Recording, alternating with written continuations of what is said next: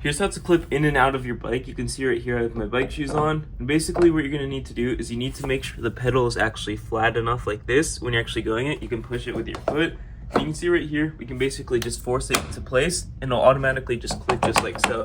And once it's clicked, it's obviously very tight in place. And the same for the other one. You just wanna take your toe, push on the front, and you can see right here, there's the small grip inside of the shoe. And you basically just wanna push down on it like so. You just wanna shake it a bit and you're good to go. That's how you put it in. And to take your shoe out, all you need to do is I recommend having your shoe on like the lower part of the bike. You can see one shoe is higher right now, but basically this one's lower, and you're basically going to want to twist it outwards, twisting it that way, just the back heel. And you can see right here, it'll basically just easily pop out of place, no harm, no struggle.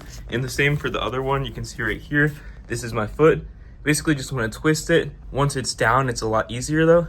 And you can see the same for the other one. You basically want to twist this heel just outwards like that.